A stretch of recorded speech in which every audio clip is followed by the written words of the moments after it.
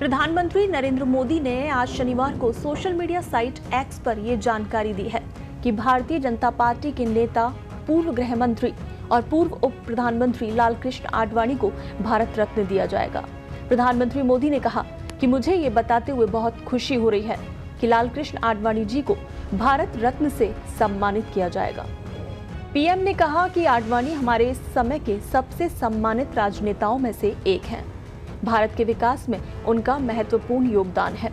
और जैसे ही प्रधानमंत्री नरेंद्र मोदी ने लालकृष्ण आडवाणी को भारत रत्न देने से जुड़ी जानकारी साझा की, वैसे ही सोशल मीडिया पर लालकृष्ण आडवाणी ट्रेंड करने लगा और अब लोगों के इस पर रिएक्शन आ रहे हैं।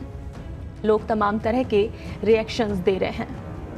लोग लिख रहे हैं कि जो राम को लाए हैं उनके लिए भारत रत्न।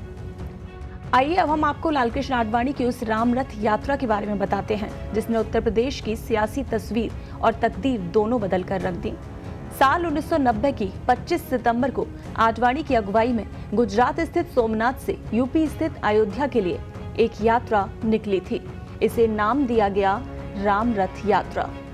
राम रथ यात्रा शुरू करने के बाद आडवाणी ने एक संबोधन दिया और इसी में उन्होंने कहा था, सौगंध राम की खाते हैं, मंदिर वहीं बनाएंगे। इस रथ यात्रा में आडवाणी के तब साथ नरेंद्र मोदी भी थे। समस्तीपुर में गिरफ्तार किए गए थे उस वक्त लालकृष्ण आडवाणी। यानी इस रथ यात्रा के दौरान आडवाणी को बिहार के समस्तीपुर में गिरफ्तार कर लिया गया था और दुमका, जो कि अब झारखंड है, वहां पर उन्हें नजरबंद किया गया था। इस रथ यात्रा का समापन 30 अक्टूबर 1992 को अयोध्या में होना था। उससे पहले ही उन्हें गिरफ्तार कर लिया गया। लेकिन राम रथ यात्रा का असर ये हुआ कि एक और जहां देश में मंडल की राजनीति हो रही थी, तो वहीं यूपी में पूरी पॉलिटिक्स मंडल बनाम कमंडल हो गई और इसके बाद मानो यूपी की राजनीति ही पलट गई। भारतीय जनता पार्टी ने पहली बार साल 1991 में भूतपूर्व सीएम कल्याण सिंह की अगुवाई में यूपी में सरकार बनाई। हालांकि 6 दिसंबर 1992 को इस सरकार गिर गई।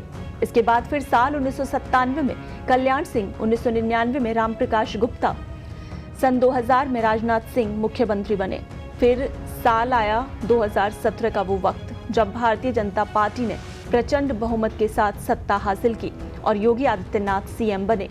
साल 2017 से पहले यूपी में बीजेपी की सरकार भले ही डगमगाती रही हो, लेकिन पार्टी ने कभी राम मंदिर का मुद्दा नहीं छोड़ा। पार्टी के चुनावी घोषणा पत्र से लेकर नेताओं के बयान तक में राम मंदिर का जिक्र होता ही था। और राम मंदिर का जिक्र हो और लालकृष्ण आडवाणी का जिक्र ना हो, ऐसा नहीं हो सकता। और अब प्रधानमंत्री मोदी के इस ऐलान के बाद कि लालकृष्ण आडवाणी जी को भारत रत्न से सम्मानित किया जाएगा, सोशल मीडिया पर लालकृष्ण आडवाणी ट्रेंड कर रहा है और लोग तरह तरह की प्रतिक्रियाएं दे रहे हैं।